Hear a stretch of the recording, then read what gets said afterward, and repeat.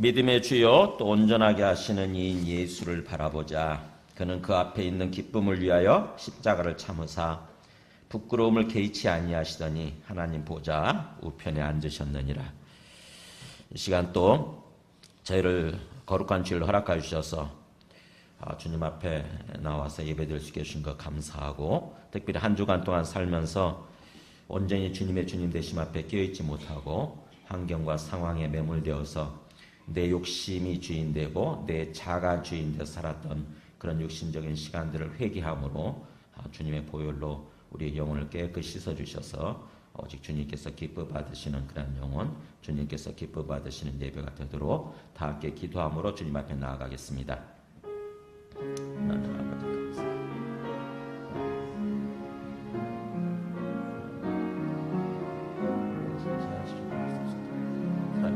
절대적인 믿음을 가지고 주님 앞에서 주님의 관점에서 상황을 바라보 주님 같은 사람들을 바라보 우리 주님의 모든 것을 믿습니다. 절대적인 믿음이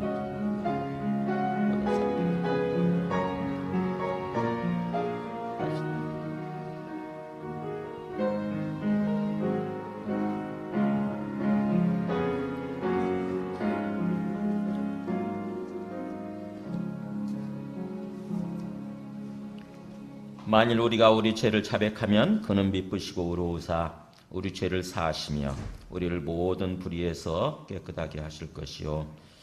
살아계시고 거룩한 주님, 오늘 또 거룩한 주일을 허락하여 주셔서 주님 앞에 나와서 주님의 생명의 말씀을 들으며 예배드릴 수 있게 하시니 감사합니다. 주님께서 우리의 각 사람 심령 가운데 충만히 임하여 주시고 주님께서 친히 말씀하여 주시며 또 성령으로 역사하여 주시옵소서. 그래서 우리의 모든 심령들이 치유되고 회복되고 또 우리의 모든 관계가 치유되고 회복되어져서 우리가 한 공동체를 이루며 주님의 몸된 공동체를 이루며 살아계신 주님 앞에 서게 되도록 주님 역사하여 주시옵소서. 예수님의 이름으로 기도드립니다. 아멘. 아멘. 주를 찬양하나이다.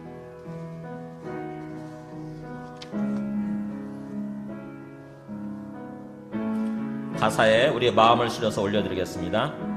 아멘. 주를 찬양하나이다. 아멘.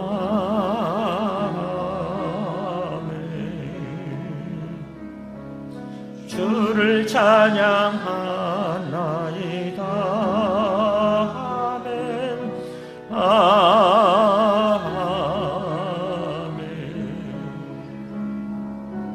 주를 찬양하나이다. 성령 회복시켜 주옵소서. 성령님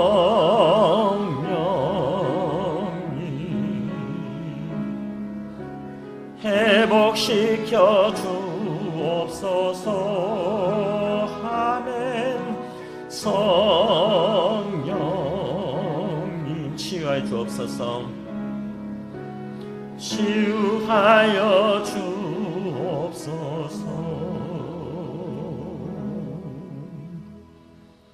아멘. 우리 곧바로 말씀으로 들어가겠습니다. 다 함께 일어나셔서 주님의 말씀 봉독하겠습니다. 오늘 말씀은 요한일서 2장 3절에서 11절입니다. 요한일서 2장 3절에서 11절 저와 여러분이 한 절씩 교독하겠습니다. 우리가 그의 계명을 지키면 이로써 우리가 그를 아는 줄로 알 것이요 그를 아노라 하고 그의 계명을 지키지 아니하는 자는 거짓말하는 자요 진리가 그 속에 있지 아니하되 누구든지 그의 말씀을 지키는 자는 하나님의 사랑이 참으로 그 속에서 온전하게 되었나니 이로써 우리가 그의 안에 있는 줄을 아노라. 그의 안에 산다고 하는 자는 그가 행하시는 대로 자기도 행할지니라. 사랑하는 자들아, 내가 새 계명을 너희에게 쓰는 것이 아니라 너희가 처음부터 가진 옛 계명이니 이 옛 계명은 너희가 들은 바 말씀이거니와 다시 내가 너희에게 새 계명을 쓰노니 그에게와 너희에게도 참된 것이라. 이는 어둠이 지나가고 참 빛이 벌써 비침이니라. 빛 가운데 있다 하면서 그 형제를 미워하는 자는 지금까지 어둠에 있는 자요 그의 형제를 사랑하는 자는 빛 가운데 거하여 자기 속에 거리낌이 없으나 같이 읽습니다. 그의 형제를 미워하는 자는 어둠에 있고 또 어둠에 행하며 갈 곳을 알지 못하나니 이는 그 어둠이 그의 눈을 멀게 하였습니다. 아멘. 앉으시겠습니다. 네, 오늘 말씀을 시작하기 전에 오늘 말씀과 관련된 간증을 하나 좀 보도록 하겠습니다. 우리 박석용 씨 이 개별주의적인 신앙과 교제하면서 함께 이 공동체를 이루어서 살아가는 어떤 신앙생활이 어떻게 다른지 한번 보시기 바랍니다. 저는 믿음은 하나님과의 관계만 잘 되면 된다고 생각했어요. 그래서 다른 사람에게는 전혀 관심을 갖지 않고 낙동강, 오리알 같은 신앙생활을 했습니다. 제가 한 번은 영적으로 바닥을 치는 일이 있었어요. 그때 작은 교회에서는 1박 2일 동안 함께 하자고 하였습니다. 바닥까지 내려간 저의 영적인 고민과 아픔을 이야기할 때 다들 자기 일처럼 함께 고민하고 밤새도록 함께 해주는 거예요. 저의 부족한 부분은 말씀으로 건면해 주는데 그 모습 속에서 교회 공동체가 보이니 눈물이 나더라고요. 낙동강 오리알이었던 저는 부활복음으로 세워진 교회 공동체 안에서 100배의 축복을 낳는 황금알이 되었습니다. 부활하신 예수님의 몸된 교회 공동체와 함께 부활 증인의 사명을 다하며 끝까지 전진하겠습니다. 감사합니다. 네, 우리 지난주에 말씀을 이렇게 암송했던 말씀, 요한일서 1장 7절이죠. 요한일서 1장 7절 한번 해보겠습니다. 그가 빛 가운데 계신 것 같이 우리도 빛 가운데 행하면 우리가 서로 사귐이 있고 그 아들 예수의 피가 우리를 모든 죄에서 깨끗하게 하실 것이요. 아멘. 다시 한번요. 그가 빛 가운데 시작. 그가 빛 가운데 계신 것 같이 우리도 빛 가운데 행하면 우리가 서로 사귐이 있고 그 아들 예수의 피가 우리를 모든 죄에서 깨끗하게 하실 것이요. 제가 틀렸나요? 맞죠? 그 아들 예수. 굉장히 지금 우리가 요한일서 주제는 이 사귐이라고 하는 주제예요. 그러니까 하나님과의 사귐, 하나님 안에서 서로 우리들끼리 형제들끼리 사귐, 즉 다시 말하면 코이노니아, 공동체를 이루는 삶을 말하는 거예요. 공동체를 이루는 삶.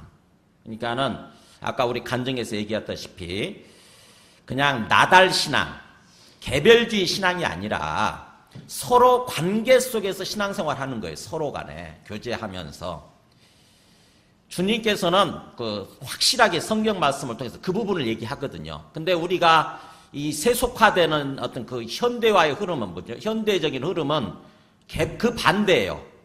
그러니까 신앙생활을 해도 예수님 믿고 신앙생활을 해도 그냥 나 혼자만 예수님 믿고 나 혼자 예배드리고 신앙생활을 하면 되지. 구태여 귀찮게 다른 사람과 관계를 맺고 다른 사람과 교제하고 그럴 필요가 뭐 있나 이런 쪽으로 가는 거거든요. 이 현대화된 어떤 세속화의 흐름은 그런 쪽이에요.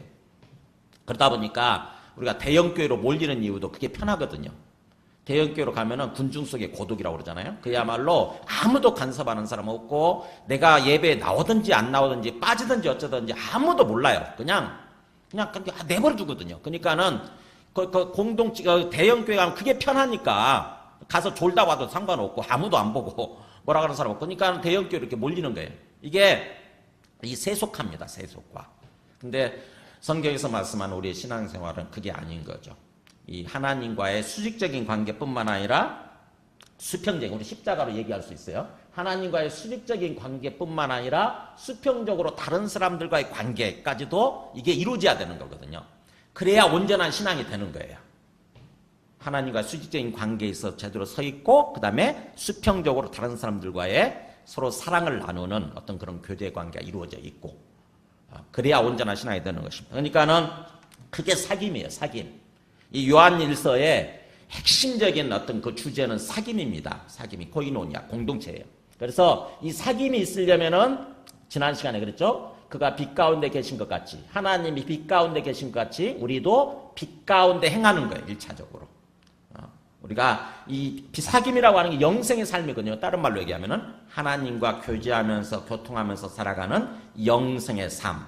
그것을 위해서 구체적으로 어떤 모습으로 살아야 되는지 어떤 식으로 신앙생활을 해야 되는지를 얘기하고 있는 거거든요. 요한일서가. 그러니까 요한일서는 우리 신앙생활의 온전한 모습 이것을 보여준다고 하는 차원에서 굉장히 이 수준 높은 말씀이에요. 꼭 중요한 아주 중요한 말씀이에요. 요한일서를 할 때는 어떤 필요한 구절만 암송하고 묵상하는 것이 아니라 전체 요한일서를 이렇게 꽉 꿰뚫어야 돼요. 전체적으로 이렇게 요한일서 전체를 불과 얼마 안 되죠. 6장밖에 안 되지만 5장밖에 안 되지만 전체를 흐름을 따라서 봐야 비로소 내 신앙생활이 온전한지 하나님의 어떤 그 하나님께서 말씀하신 그 기준에 합당한지를 이렇게 우리가 판단할 수가 있습니다. 요한일서가 3개의 설교로 이루어져 있거든요. 3개의 설교. 5장밖에 안 되지만 3개의 설교. 그러니까 똑같은 얘기를 반복해서 3번에 걸쳐서 반복을 하는 거예요. 3번에 걸쳐서.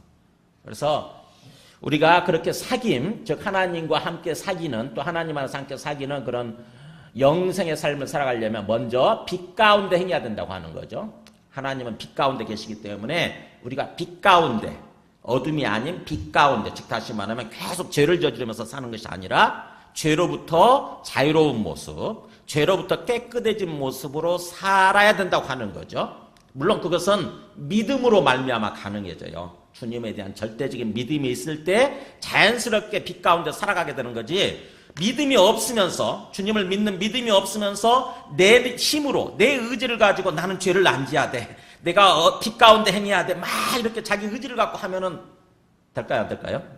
안 됩니다. 내가 죄를 안 지어야지 이를 악물고 뭔가 할수록 이상하게 죄 짓는 쪽으로 가요. 신기해요. 보면 참 신기해. 내가 내 의지를 가지고 나는 죄를 안 지어야 돼, 절대 내가 죄를 안 지을 거야, 이렇게 생각하면 생각할수록 이상하게 죄를 짓는 쪽으로 가요. 반드시 죄를 짓게 돼 있어요. 그러니까는 빛 가운데 행하는 것도 내 힘, 내 의지로 되는 게 아니고 뭐예요? 살아계신 주님에 대한 절대적인 믿음을 가지고 그 믿음 가운데 있어야 자연스럽게 우리가 빛 가운데 행한다고 하는 것입니다. 지금 그 얘기를 하는 거예요. 이게 자칫 우리가 이 말씀을 이해하게 되면, 자칫 오해하게 되면은 내 의지를 가지고 내가 막 빛 가운데 행해야 되는구나, 이렇게 생각하기 쉬운데 그게 아니에요. 그래서 어쨌든 우리가 믿음을 가지고 우리가 빛 가운데 행하게 되면 자연스럽게 하나님 안에서 또 하나님과 더불어서 우리가 사귐이 있게 되고 영생의 삶이 이루어지게 되고 교제하는 삶이 이루어지게 되고, 그 다음에 그 아들 예수의 피가, 예수님이 이 땅에 오셔서 십자가에 죽으셨잖아요. 우리 죄 때문에. 근데 그 예수의 피가 우리를 모든 죄, 남은 죄지요. 우리의 남은 죄. 아직 우리가 예수님 믿지만, 죄를 회개하고 예수님 믿고 있지만 우리 죄가 깨끗해진 게 아니잖아요. 우리의 죄의 습관들이 남아 있습니다. 여전히. 그냥 신분상으로, 관계상으로 하나님이 너 의롭다, 이제부터는 너는 죄인이 아니라 의인이다라고 칭해 주셨을 뿐이에요. 그러니까 하나님이 예수님을 믿을 때 의롭다라고 칭해 주신 것은 신분상으로 우리를 그렇게 해주신 거지, 실제적으로 우리가 완전히 의로워진 게 아니거든요. 아시잖아요. 우리 속에 있는 죄악된 생각들, 죄악된 언행들, 죄악된 습관들이 막 남아있지 않습니까? 그렇잖아요. 그래가지고 그게 어느 순간에 불쑥불쑥 튀어나오잖아요. 근데 그것들로부터 완전히 깨끗해져 가는 거, 완전히 죄로부터 자유로워져 가는 게 이게 바로 성화라고 그러잖아요. 성화. 거룩해져 간다고 그러잖아요. 근데 그게 어떻게 이루어지느냐? 바로 이거죠. 우리가 빛 가운데 행함으로써 사귐이 있고, 그 사귐 속에서 그런 일이 일어난다고 하는 거죠. 예수님께서 죽으신 그 예수님의 그 십자가에서 흘리신 그 피가, 예수님의 죽음이 우리를 남은 모든 죄에서 계속해서 깨끗해지게 만드시는, 그러니까 진짜 계속해서 성화되어져 가는 거죠. 우리가 하나님의 형상을 회복해 가는 것입니다. 원래 우리가 하나님의 형상을 따라서 지음받은 존재잖아요. 근데 하나님을 거부하면서부터 우리가 죄악된 존재로 바뀌어버렸거든요. 하나님의 형상이 우리 속에 완전히 일그러졌어요. 우리의 인격이나 우리의 생각이나 우리의 말하는 거 있잖아요. 이 모든 것이 완전히 왜곡돼 일그러져 있는 상태예요. 우리 속에. 거의 짐승 수준으로 일그러져 있어요. 우리 속에. 근데 그거를 이런 삶을 통해서 온전히 다시 원래의 모습으로, 원래 하나님의 형상의 모습으로 회복되어져 간다고 하는 것입니다. 그래서 우리 지난 시간에 이렇게 진리 가운데, 빛 가운데 거룩한 삶을 살아가는 것, 빛 가운데 행하는 것에 대해서 말씀을 나눴습니다. 그러니까 요한일서는 영생의 삶, 사귐의 삶에 대해서 얘기하는데 그 길, 그 방법으로서 첫째는 뭐였냐면 거룩한 삶이에요. 빛 가운데 행하는 삶. 그 다음에 두 번째, 오늘이 바로 뭐냐면은 사랑이에요. 사랑의 삶이에요. 사랑의 삶. 그러니까는 온전히 하나님과 영적으로 교제하고 교통하는 삶을 살아가려면 하나는 뭐예요? 빛 가운데서 행하는 거룩한 삶을 살고 있어야 되고 살아야 되고, 그 다음에 또 하나는 다른 사람들을 사랑하는 어떤 사랑의 교제를 나누는 그런 삶을 살아야 된다고 합니다. 이게 양축이에요. 우리 인생의 수레바퀴가 굴러가는 데 있어서, 우리 신앙의 수레바퀴가 굴러가는 데 있어서 두 바퀴예요. 두 바퀴. 만약 한쪽 바퀴만 있으면 어떻게 될까요? 네, 못 굴러가죠.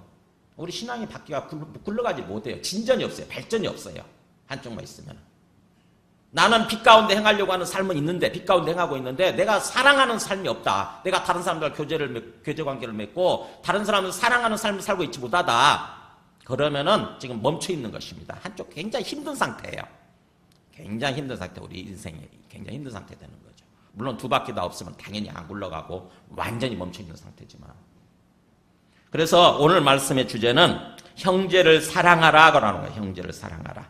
오늘 말씀 주제는, 자, 오늘 말씀 보면은요, 두 번째 이렇게 얘기를 하죠. 지난 시간에는 그렇게 빛 가운데서 행하는 거룩한 삶에 대해서 얘기를 했다고 한다면은, 오늘 말씀 보면은 3절에서 6절까지 한번 보세요. 오늘 말씀 보면은, 우리가 그의 계명을 지키면 이로써 우리가 그를 아는 줄로 알 것이요, 그를 아노라 하고 그를 안다고 하면서 그의 계명을 지키지 아니하는 자는 거짓말하는 자요, 진리가 그 속에 있지 아니하되, 이렇게 나오죠. 그러니까 그를 안다, 하나님을 안다, 이 말은 뭐냐면 하나님과 사귀고 있다, 이런 뜻이죠. 그죠? 하나님과 교제하고 있다, 하나님과 인격적으로 교제를 통해서, 사귐을 통해서 인격적으로 하나님을 알고 있다, 알아가고 있다, 이런 뜻이지 않습니까? 그죠? 그러니까 내가 하나님, 그게 하나님 믿는 거죠. 내가 하나님을 믿는다고 하면서, 그래서 내가 하나님과 교제하고 사귀고 있다고 하면서, 그래서 내가 하나님을 인격적으로 알고 있다고 하면서 한다고 한다면은 당연히 하나님이 주신 말씀들을 지켜야 된다고 하는 거죠. 하나님이 주신 계명들을 당연히 지키고 있는 모습으로 나타나야 된다고 하는 거예요. 그러겠죠? 그러니까 이 그의 계명을 지키는 것도 마찬가지예요. 그리고 이것도 내 의지를 가지고 막 지키는 게 아니에요. 아니고 내가 하나님을 믿게 되면, 하나님을 절대적으로 믿고 하나님과의 교제 관계에 있게 되면 자연스럽게 하나님이 주신 말씀들을 지키게 되는 거예요. 하나님의 말씀대로 살아가게 되는 거예요.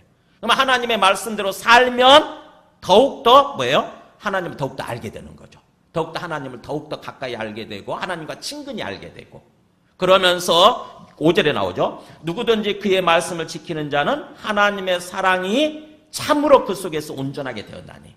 그러니까 하나님의 사랑이 그 사람 속에서, 그렇게 하나님과 사귀고, 그래서 하나님과의 사귐 속에서 하나님의 말씀을 지키는 사람, 하나님의 계명들을 지키는 사람들은 자연스럽게 우리에게 부어주시는 하나님의 사랑이 있죠. 우리에게 부어주시는 그 하나님의 사랑이 우리 안에서 온전해진다고 하는 것입니다. 온전히 성취된다고 하는 거예요. 그러면서 하나님의 진리가 우리 속에 충만해진다고 하는 거죠. 그래서 이로써 하나님의 사랑이 참으로 그 속에서, 참으로 진짜로, 그런 뜻이죠. 하나님의 사랑이 진짜로 그 속에서, 그 사람 속에서 온전하게 되었나니 이로써 우리가 그의 안에 있는 줄을 아노라. 이것으로써 우리가 하나님 안에 있다고 하는 것을 알게 된다고 하는 거죠. 아, 내가 하나님 품 안에 있구나. 그러니까 하나님께서 나의 주님이 되셔서, 나의 하나님이 되셔서 나를 꽉 붙드시고 나를 안으시고 그 다음에 내 삶을 인도해 가고 계시는 거구나 라고 우리가 이렇게 알게 된다고 하는 것입니다. 믿어지죠, 그게. 그러니까 이게 선순환이에요. 선순환. 그러니까 하나님을 잘 믿고 진짜로 절대적으로 믿는 거죠. 진짜로 믿고 그 앞에 깨어 있으면 그 믿음을 통해서 하나님의 계명들을 지키게 되는 거고, 하나님의 계명들을 지키게 되면은 자연스럽게 하나님이 더욱더 분명하게 믿어지면서 하나님의 사랑이 우리 안에서 온전히 되는 거고, 그러면서 우리가 더욱더 하나님 안에 있구나, 내가 하나님 손 안에 있구나, 내 인생이, 이것을 더욱더 내가 또 깨닫고 믿게 되는 거고, 이렇게 된다고 하는 거죠. 이 영적 선순환이 이루어지게 되는 것입니다. 반대로 하나님에 대한 진짜 믿음이 없게 되면 어떻게 되죠? 그렇게 되면은 당연히 하나님의 말씀들을 우리가 행하지 않게 되겠죠. 그렇죠? 하나님의 말씀이 당연히 지켜지지 않습니다. 그럼 하나님의 말씀대로 행하지 않으면, 하나님 말씀을 지키지 않으면 어떻게 되겠죠? 당연히 하나님 더욱더 안 믿어지는 거죠. 그죠? 당연히 하나님이 확실히 진짜 내 앞에 살아계시고 그분이 나의 주님이신 것이 진짜로 안 다가와요. 안 다가온다고. 그러면은 내 인생이 그분 손 안에 있다고 하는 것이 안 느껴지니까, 안 믿어지니까 더욱더 또 불안해지게 되고, 불안해지니까 어떻게 됩니까? 그러면 내 인생 내가 뭔가를 하면서 살아야 돼. 내 인생을 내가 뭔가를 주관하면서 살아가려고 하게 되는 거죠. 더욱더. 그러면은 더욱더 하나님 안 믿고 또 내 인생에 내가 주인이 돼서 또 사는 거야. 내 생각을 따라서, 내 감정과 기분을 따라서, 내 욕망과 욕심을 따라서, 내 자아를 따라서 내가 막 붙들고 아둥바둥하면서 또 사는 거예요. 또. 그래서 예수님이 오셔서 수고하고 무거운 짐진 자들아 다 내게로 오라. 내가 너희를 쉬게 하리라 그러셨는데 여전히 우리는 수고하고 무거운 짐진 인생을 사는 거예요. 하나님 믿는다고 하면서 앞에 예배드리고 하나님 찾는다고 하면서도 나는 하나님 믿는다고 그러는데 여전히 제대로 안 믿으니까, 그래서 내가 주인 되다 보니까, 내 마음 내 욕심이 주인 되다 보니까 우리 인생이 수고하고 무거운 짐진 인생인 것 같은 그런 힘겨운 인생이 되는 것입니다. 악순환이죠. 영적 악순환. 영적 악순환. 여러분은 지금 선순환 가운데 있으세요? 아니면 악순환 가운데 있으세요?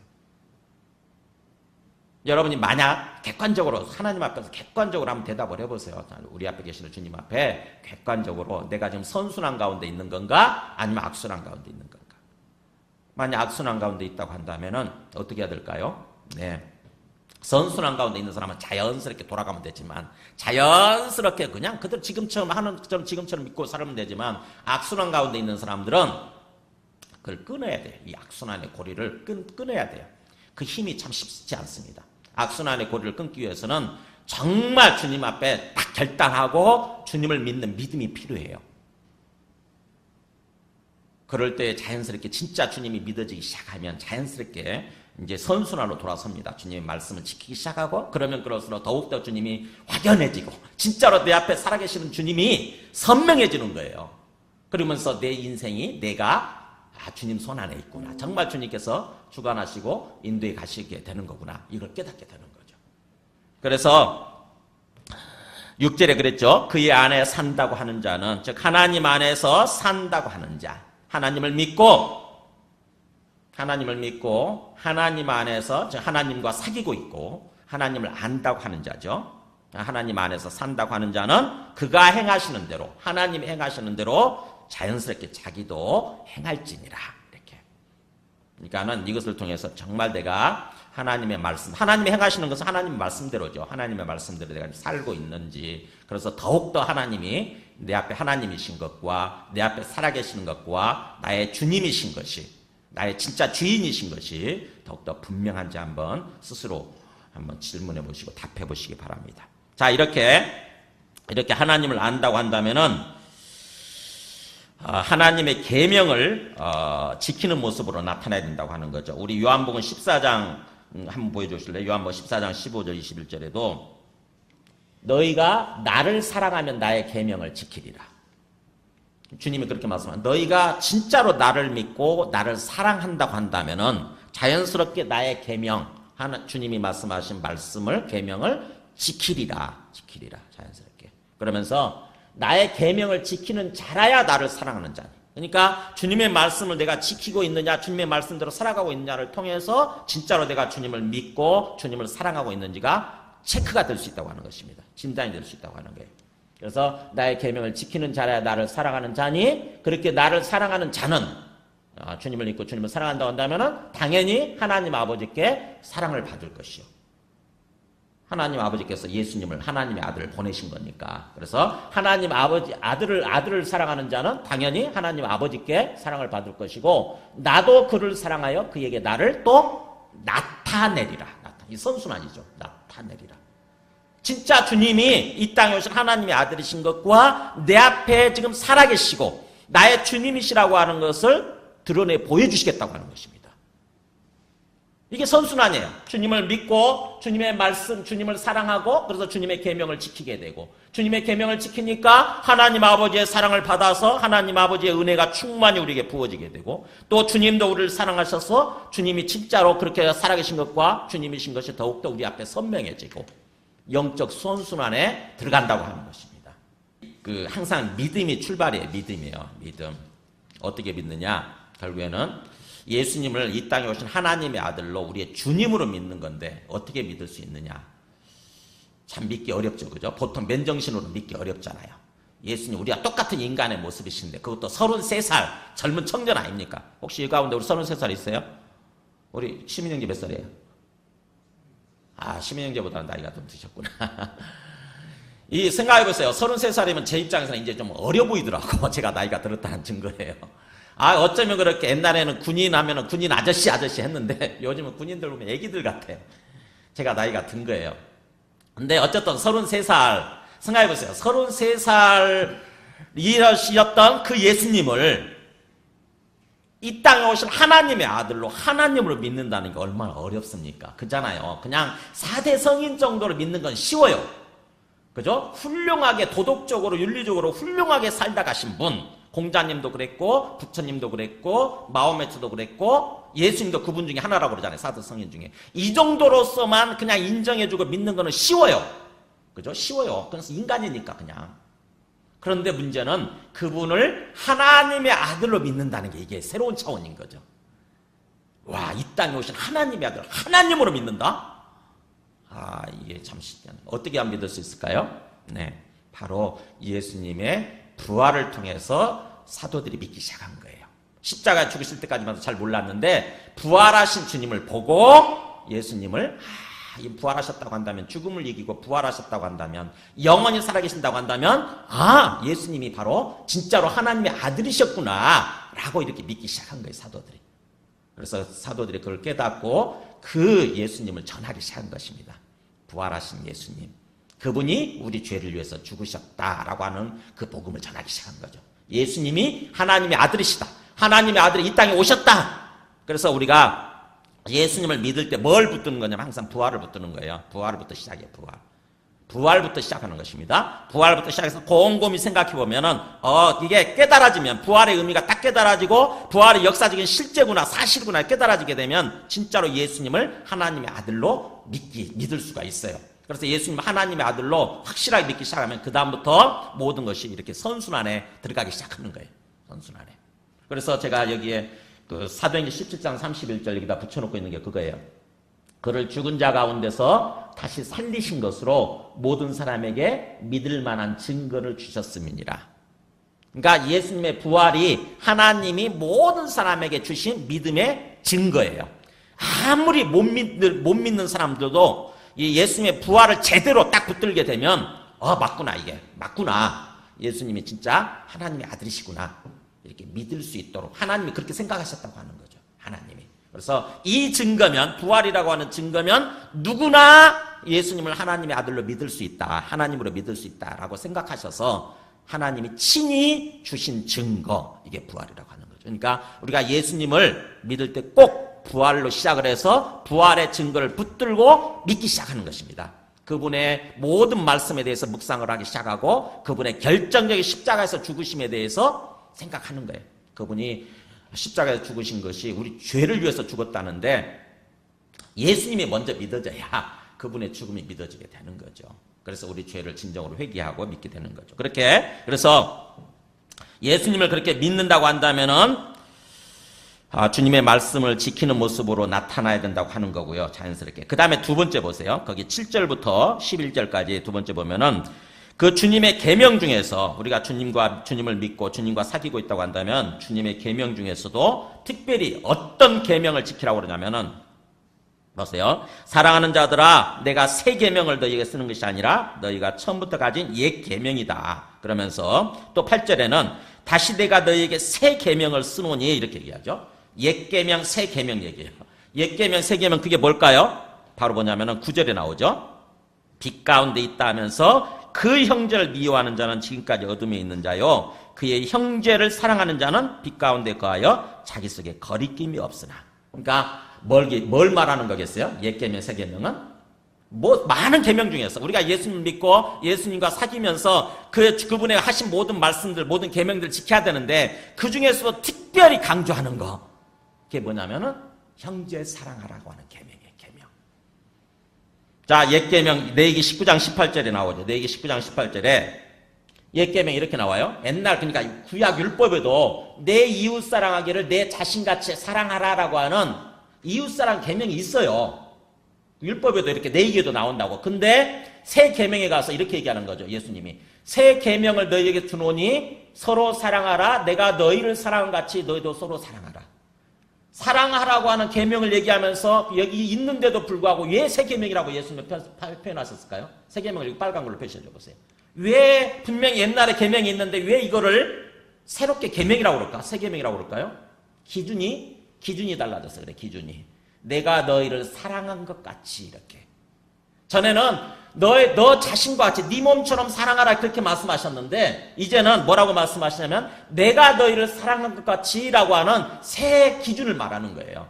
주님이 어떻게 사랑하셨느냐. 우리를 위해서 목숨 바치셔 살아계셨거든요.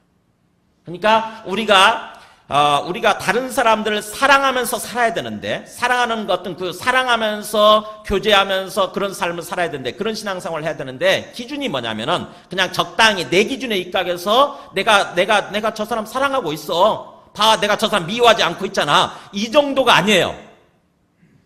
주님이 말씀하신 기준은 내가 너희를 사랑한 것처럼. 즉 다시 말하면 주님께서 우리를 위해서 목숨 바쳐서 사랑하신 것처럼 그 정도 그 마음을 가지고 사랑해야 된다고 하는 것입니다. 기준이 그거예요. 기준. 그래서 새 계명인 것입니다.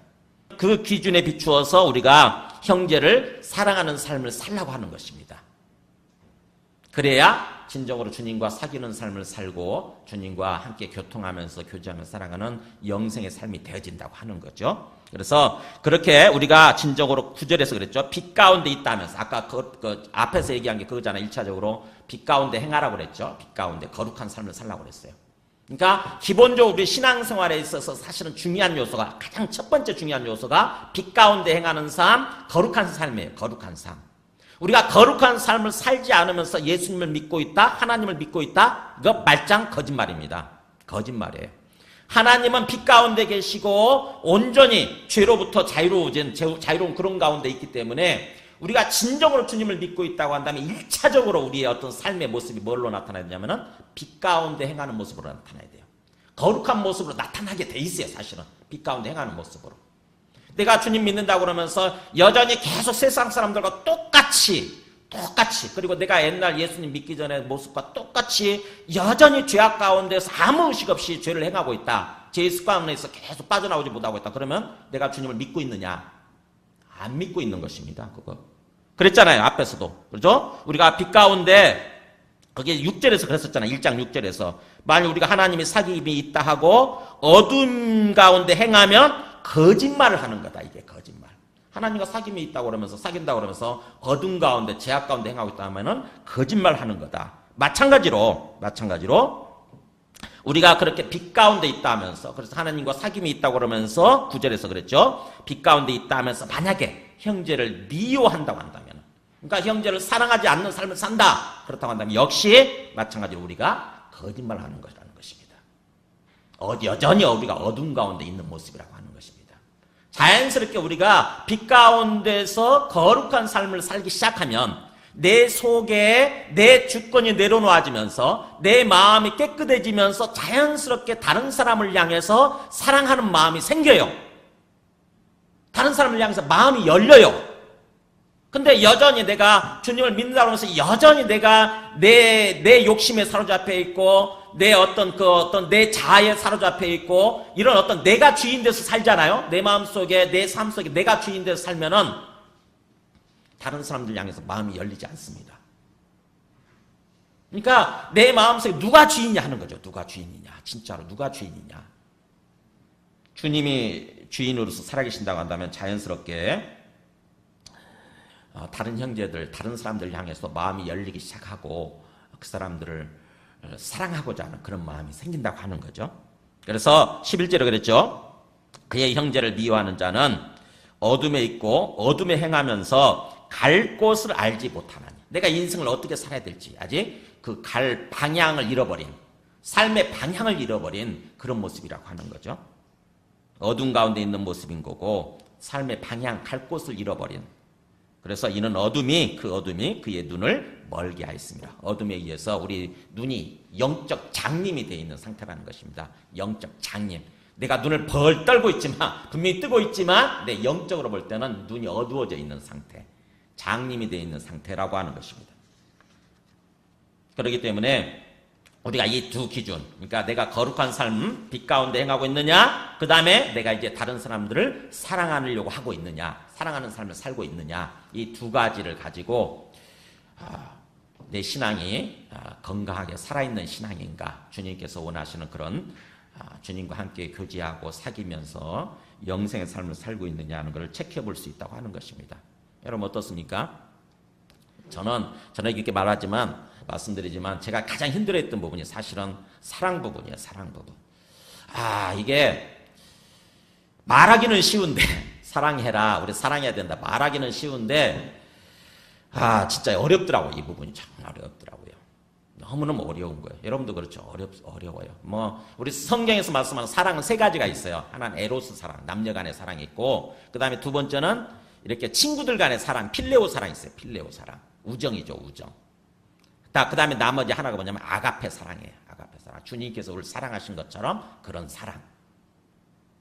에로스 사랑 하죠. 누구나 다 하고. 그 다음에 필레오 사랑도 해요. 친구들끼리 우정 쌓고 그러잖아요. 이렇게 보면은. 그죠? 내가 손해보지 않는 범위 내에서. 내가 별로 귀찮지 않고 손해보지 않는 범위 내에서는 우정을 쌓고 살죠. 근데 아가페 사랑 있잖아요. 주님께서 우리를 사랑하신 것처럼 그 사랑해야 되는, 그거는 너무 어려운 거, 이게. 정말 어려운 거예요. 그래서 제가 이 말씀을 준비하면서 정말 기도하면서 고민을 많이 했어요. 어떻게 하면 이 아가페 사랑에 대해서 알고 진정으로 이런 사랑하는 삶을 우리가 살아갈 수 있을까? 어떻게 하면 알 수 있을까요, 주님? 그런 가운데 주님께서 생각나게 해주신 말씀이 있었어요. 바로 뭐냐면은 에베소서 1장 한번 보여줘 보실래요? 에베소서 1장 4절 5절. 창세전에 그리스도 안에서 우리를 택하사, 그러니까 하나님 아버지께서 창세전부터 그리스도이신 예수님 안에서 우리를 택하셨다. 그러니까 아주 오래전부터, 시간이 시작되기 전부터 이미 우리를 택하셨다는 거예요. 그러면서 우리로 사랑 안에서 그 앞에 거룩하고 흠이 없게 하시려고.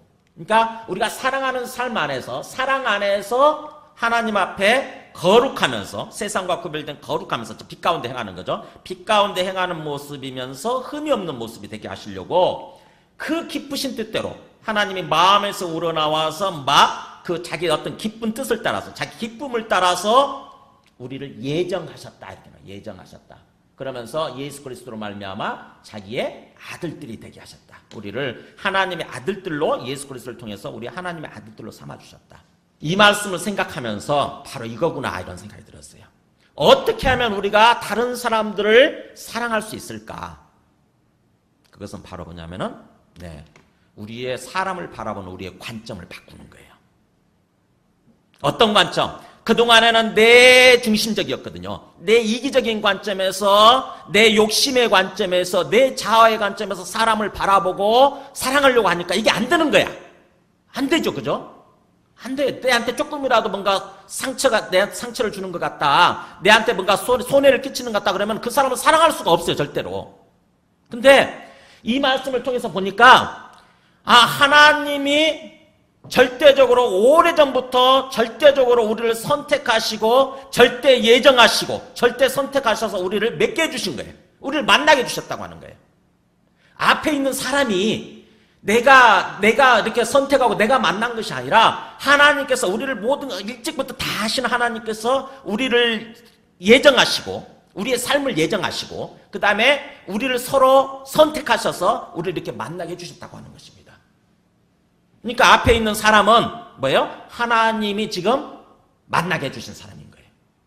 그래서 앞에 있는 사람들을 바라보는 데 있어서, 앞에 있는 형제를 바라보는 데 있어서 내 관점에서 바라보는 것이 아니라 주님의 관점에서, 주님의 절대 예정, 절대 선택, 절대 주권, 그 주님의 관점에서 바라보는 거예요. 주님께서 만나게 해주신 사람이구나. 주님께서 내 앞에 붙여주신 사람이구나. 그러니까 그렇다고 한다면 죽으나 사나 내가 싫든 좋든 뭐예요? 이 사람과 내가 함께 영원을 살아가게 돼 있는 게 앞으로. 영원을 살아갈 사람이 영원 앞으로. 사람에 대해서 우리의 생각, 우리의 관점이 바뀌게 되면요, 내 마음속에 그 사람에 대한 어떤 사랑하는 마음이 생겨요. 여러분 아세요? 결혼하기 전에 이 사람은 결혼할까 말까 막 갈등하던 때 있잖아요. 근데 딱 결정하고 나면 어떻게 되죠?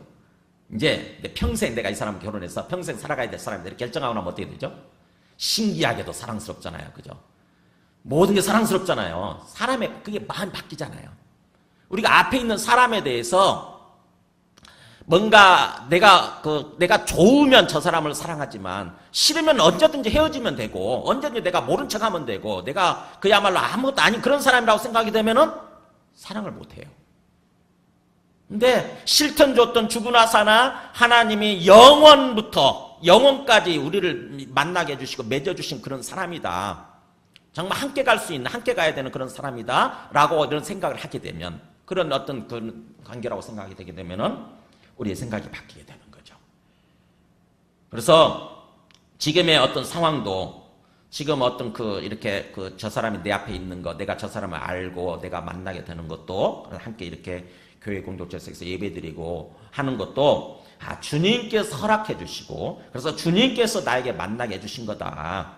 지금 여기 내가 있는 거, 지금 저 사람이 내게 있는 거, 내 앞에 있는 거, 지금 내가 나를 만난 것도 주님께서 허락해 주신 관계고 나를 통해서 주님께서 저 사람을 세우기 위한 나를 통해서 나와의 교제 관계를 통해서 나의 사랑의 섬김을 통해서 저 사람을 주님의 사람으로 세워가기 위한 하나의 어떤 주님의 은혜구나 이런 생각을 하게 되면 바뀐다고 하는 거죠. 그래서 때로 저 사람의 모습이 저 사람이 믿음이 연약해가지고 아직 믿음이 어리고 연약해가지고 뭔가 마음에 안 드는 모습을 보일 수 있어요. 굉장히 정말 싫은 모습을 보일 수 있어. 그렇다 할지라도 내 관점에서 저 사람을 판단하고 미워하고 이게 정지하는 그런 마음을 갖는 것이 아니라 주님께서 만나게 해주셨다고 한다면 영원부터 영원까지 시간을 예정하시면서 주님께서 만나게 해주신 관계라고 한다면 주님의 관점에서 다시 그 사람을 바라보는 것입니다. 주님의 관점에서. 그래서 주님의 절대 예정, 절대 주권, 절대 인도하심을 생각하는 거예요. 결국 주님의 믿음이죠. 주님에 대한 믿음. 주님의 절대 예정, 절대 선택, 절대 주권 가운데 절대 선택, 그 다음에 절대 인도하심 가운데 있다고 하는 것을 믿는 것입니다. 그러니까 우리 각자가 하나님이 그렇게 선택하신 거잖아요. 그죠? 우리 각자가 창세전부터 우리를 택하셨고 그 창세전부터 우리를 예정하신 거예요. 그래서 우리 삶을 다 인도해 가고 계시는 거예요.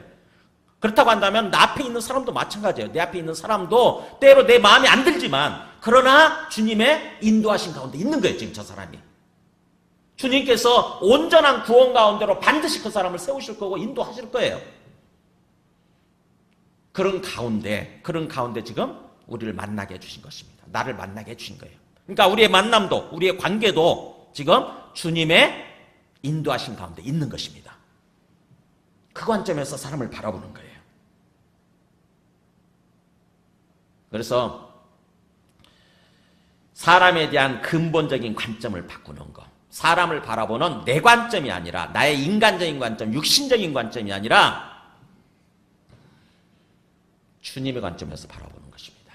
주님의 관점에서. 정말 주님이 살아계신다고 한다면 그분이 진짜 하나님이시고 절대 주권자이시고 그래서 우리를 절대적으로 창세전부터 우리를 선택하실 정도로 우리가 생각할 수 없는 정말 우리가 알 수 없는 그런 어떤 그런 세계에서 계시는 그런 분이라고 한다면은 그리고 우리를 절대 예정 가운데서 우리를 인도해 가고 계시는 그런 분이라고 한다면은 그런 관점에서 우리 사람들을 바라본다고 한다면은 그 사람을 사랑할 수가 있게 되는 것입니다. 계속 내 생각을 고집하고 계속 내 욕심을 고집하고 내 자아를 고집하고 그래서 내 감정과 기분을 따라서 내 주권을 내려놓지 않는다고 한다면은 그게 사실은 불신앙이죠. 불신앙이에요. 마찬가지예요. 우리의 모든 상황 속에서 그리고 우리의 주어진 모든 것을 놓고 계속해서 내 욕심을 고집하고 내 주권을 고집하게 되면 그게 사실은 안 믿는 거예요. 우리가 주님을 향해서 주여 주여 부르는 것은 당신이 주인입니다. 당신이 주인입니다. 이런 뜻이거든요. 당신이 나의 주님입니다. 내 모든 인생의 주인이 바로 당신이십니다. 내 모든 상황의 주인이 바로 당신이십니다. 이런 뜻이거든요. 입으로만 주여 주여 할 것이 아니라 진짜로 마음에서 나와서 그분을 주님으로 인정을 해야 되는 거죠. 내 앞에 주어져 있는 사람도 마찬가지예요. 내가 주인이 아니에요. 내가 저 사람을 좌지우지할 수 있는 그런 존재가 아니다고요. 그냥 주님이 주인이세요. 저 사람의 주인도 주님이시고 주님이 인도하고 계시는 거예요. 지금 인도에 가고 계세요. 그래서 완전한 구원 가운데로 영생의 삶 가운데로 그 사람을 인도에 가실 거예요. 그런 맥락 가운데서 오늘 지금 우리가 여기 와 있는 거예요. 오늘 저 사람이 내 앞에 있는 거예요. 지금. 그러니까 내가 주인이 아닌 거죠. 내가 막 함부로 미워하고 판단하고 정지하고 그럴 게 아니에요. 주님이 주인이세요.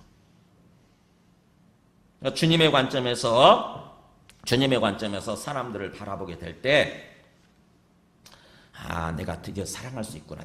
내 안에 갖고 있었던 어떤 사람에 대해서 미운 생각들, 막 싫은 생각들 막 있었거든요. 근데, 이 말씀을 가지고 진짜 묵상을 해보니까, 생각해보니까 다 내려놔지게 되는 거예요. 다 해소가 되는 거예요. 그 사람으로부터 완전히 이렇게 자유로워져서 미운 생각이 사라지고, 내 안에 평안이 주어지고 기쁨이 주어지고 주님의 은혜와 긍휼로 충만하게 되는 거예요. 여러분 다시 한번 찬찬히 내가 어떤 사람들 지금 내 앞에 있는 내 싫은 사람들 있죠. 사실은 싫은 사람들을 내가 지금 어떤 관점에서 바라보고 있는지 한번 생각해 보시기 바랍니다. 누가 주인이냐는 거예요. 누가 주인인가. 한번 우리 그 그림 구원받은 성도 위치 한번 그림을 한번 좀 보여줘 보실래요?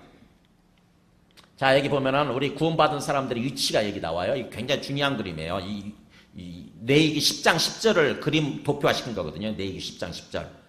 이게 성경 전체를 관통하고 있기 때문에 굉장히 중요한 그림이에요. 이 성경 전체를. 보면은 여기 가운데 줄이 있죠. 이게 영적 칸막이라고 생각하면 돼요. 영적 칸막이가 쳐져 있어요. 하나님이 계신 곳이고 여기는 그다음에 오른쪽은 우리 이 세상인데 하나님이 계신 곳은 하나님과 예수님이 계신 곳은 거룩한 곳, 한마디로 특징이면 거룩이죠. 그래서 거룩을 통해서 영생의 삶으로 나아가는 거고 반대로 이 세상은 속된 세상이라고 속된 거라고 나와 있어요. 레위기 10장 10절에 보면 속된 세상, 속세라고 그러잖아요. 속세. 이 세상은 속된 거예요. 속세는 그야말로 영적으로 부정한 거예요. 더러운 거고 그래서 죄악 가운데 있는 거고 그 다음에 그래서 결국 영원한 벌 글자가 잘 안 보이는데 영원한 벌로 가게 돼 있는 존재거든요. 영원한 벌을 향해서 가고 있는 거예요. 영적으로 더러워진 거. 하나님을 떠났기 때문에. 영적으로 더럽다고 하는 것은 하나님을 떠났다고 하는 거예요. 하나님을 부인하는 거죠. 그러니까 우리 모두가 이쪽에 있었어요. 이렇게 부정과 세상 사람들 우리 모두가 이쪽에 있었는데 십자가 보여주세요. 십자가 이 땅에 오신 그 하나님의 아들의 죽음을 통해서 십자가를 통해서 우리가 그분을 믿으면서 같은 지금 세상 속에서 살고 있지만 이쪽으로 이렇게 오게 돼 있거든요. 그러니까 세상 사람들과는 뭔가 다른 세상을 살고 있어요. 우리가 다른 인생. 이게 여기 그래서 우리 위치는 여기에요. 우리 위치가 지금 하나님의 백성 그리스도 여기 위치예요. 그렇다고 한번 잘 보세요. 우리가 여기 위치에 있으면은 가만히 생각해 보면은 우리가 어떤 삶을 살아야 되는지가 분명해지죠. 그죠? 뭐예요? 우선은 세상 사람들 삶의 모습으로 다시 가지 않아야 돼요. 그죠? 세상 사람들 삶의 모습으로 영적으로 더러워진 모습으로 어둠 가운데 행하는 모습으로 다시 가려고 하면 안 되는 거예요. 그리고 또 하나 우리 여기 있는 동안 뭐예요? 같이 믿는 사람들끼리 똘똘 뭉쳐서 하나가 돼야 돼요. 이 사람들 사랑해야 돼요. 같이 믿는 사람들. 그것을 통해서 하나가 됨을 통해서 궁극적으로 뭘 해야 되냐면은 이 사람들한테 뭐예요? 복음을 전해야 돼. 세상 사람들한테 복음을 전해서 너희들도 당신들도 지금 어둠 가운데 있으니까 그 어둠에서 나와서 하나님 믿으세요. 하나님 살아계시니까 하나님 믿으세요라고 그들에게 복음을 전하는 삶을 살아야 돼. 그러니까 우리가 이 위치를 생각해 보면은 우리가 어떤 삶을 살아야 되는지 우리의 역할과 우리의 사명이 무엇인지 답이 딱 나오잖아요. 그죠? 우리는 이쪽에 속해 있었는데 십자가를 통해서 이쪽으로 옮겨왔고 그래서 이쪽에 있으면서 항상 뭐예요? 앞에 있는 우리 영적으로 지금 안 보이지만 칸막이 쳐져서 안 보이지만 하나님과 그 우편에 계시는 예수 그리스도를 바라보는 삶을 사는 거예요. 하나님과 예수 그리스도를 바라보는 삶. 그게 믿음이에요. 그걸 통해서 이제 여기 있는 사람들을 바라보는 거죠. 함께 믿는 사람들. 아, 이게 하나님이 붙여주신 사람들이구나. 하나님이 똑같이 다 불러낸 사람들이구나. 세상으로부터. 한 공동체구나 우리가. 그래서 똘똘 뭉쳐서 사랑하고 그런 가운데 우리가 이 세상으로 나아가지 않냐고 세상 사람들에게 오히려 복음을 전하는 삶을 살아야 되는 거구나. 이게 분명해지게 되는 거죠. 그래서 우리가 근본적으로 아까 우리의 관점을 다른 사람들을 이렇게 바라보는 사람을 바라보는 관점을 바꿔야 된다고 그러는데 보다 더 근본적으로는 우리가 그런 삶을 살 수 있는 거는 히브리서 12장 2절 믿음의 주요 또 온전하게 하시는 이인 예수를 바라보자. 네, 거기까지. 믿음의 주요 또 온전하게 하시는 예수를 바라보자. 항상 예수를, 내 앞에 계시는 예수를 바라보는 것. 그분이 우리의 믿음의 주님이신 거고, 그 다음에 우리를 그렇게 바라볼 때, 우리가 그를 바라볼 때 우리를 온전하게 만들어주세요. 우리 힘으로는 안 돼요, 여러분. 우리 힘으로 절대 빛 가운데 살 수 없고, 우리 힘으로 절대 우리 능력으로 사람들 사랑할 수 없습니다. 우리 알잖아요. 우리가 얼마나 이기적인 존재인지. 그죠? 우리 속에 죄성이 있어가지고요. 우리 능력, 우리 의지, 우리 힘으로 절대 주님이 말씀하시는 이 빛 가운데 행하는 거룩한 삶, 그리고 또 다른 사람들을 사랑하는 삶, 이게 안 됩니다. 오직 방법은 하나예요. 주님을 바라봄으로써, 우리 앞에 계신 주님을 바라봄으로써 주님의 관점에서 뭐 세상을 바라보고 주님의 관점에서 앞에 있는 사람들을 바라볼 때, 주님이 절대의 예정 가운데서 우리를 택하고 불러주셨고 또 우리를 만나게 해주셨구나. 주님이 만나게 해주신 사람이구나. 저 사람도 주님께서 지금 인도에 가고 계시는 중이고 나도 주님께서 인도에 가고 계시는 중인데, 주님의 특별한 계획 가운데서, 어떻게 보면 특별한 계획과 섭리 가운데서 저 사람을 만나게 해주셨구나. 그렇다고 한다. 저 사람과의 만남을 통해서 우리 모두가 서로 온전해져 가는 거죠. 저 사람을 내가 섬김을 통해서, 어떻게 보면은 저 사람을 사랑하는 것을 통해서 나도 온전해지는 거예요. 나도. 아까 하나님의 사랑이 우리 안에 온전히 성취된다고 그랬잖아요. 그러니까는 우리가 어쩌면 주님께서는 사실은 나를 그렇게 구원으로 인도하시기 위해서 그렇게 만나게 해주셨다라고 봐야 되는 거죠. 나를 위해서, 사실은 나를 위해서 주님께서 저 사람을 만나게 해주셨다, 이렇게 생각하면 맞습니다. 우리 함께 찬송하고 기도하겠습니다. 찬송가 220장.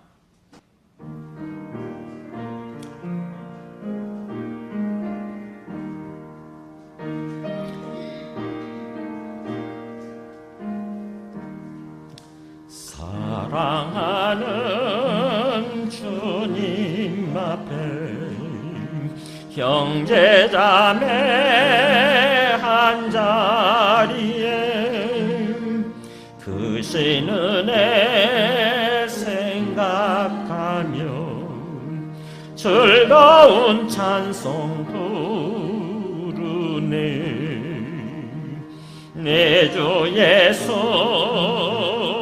본을 받아 모든 사람 내 몸같이 환난 근심 위로하고 진심으로 사랑하세. 네, 오늘 주신 말씀 생각하면서 기도하겠습니다. 우리가 주님을 믿는다고 그러면서도 참 주님 뜻을 파악하지 못하고 주님 뜻대로 살지 않으면서, 그러면서도 우리가 주님을 믿는다고 생각했고 또 주님을 사랑한다고 했던 것들을 이 시간 주님의 말씀을 통해서 깨닫고 회개하며 나를 내려놓고 진정으로 주님께서 우리에게 붙여주신 우리 앞에 있는 사람들을 사랑하기를 원합니다. 온전히 주님의 관점에서 그를 바라보고, 그래서 주님의 마음을 따라서 그를 위해서 기도하며 그를 위해서 섬기며 그를 사랑하는 그런 삶을 살아가기를 원합니다. 그것을 통해서 주님의 사랑이 우리 안에 충만하고 온전히 이루어지는 그런 삶이 되기를 원합니다. 함께 기도하시겠습니다. 하나님 아버지, 감사합니다. 우리 모든 사람들이 참 주님 앞에 주님과의 관계에 있어서 빛이 되는 빛 가운데 행하는 그런 거룩한 삶을 살 뿐만 아니라, 하나님 아버지, 우리에게 주님께 붙여주신 다른 사람들을 주님의 관점에서 바라보고 주님의 관점에서 사랑하는 것이 얼마나 중요한지 깨닫게 해주시고, 참으로 시간을 통해서 결단할 수 있도록 이기적인 삶, 하나님 아버지, 모래알갱이 같은 그런 나달주의 신앙에서 벗어나서 진정으로 다른 사람들 관계를 맺고 다른 사람들을 사랑하는 그런 삶을 살아가도록 해서 우리의 관계를 통해서 다른 사람들이, 세상 사람들한테 주님의 복음을 전하는 그런 하나님 아버지, 그런 사람들이 될 수 있도록, 그런 공동체, 그런 교회 공동체가 될 수 있도록 주님 역사해 주시옵소서. 예수님의 이름으로 기도드립니다. 2절부터 하시면서 문안 생각 갖겠습니다. 사랑하는 주님 앞에 온갖 충성 다 바쳐서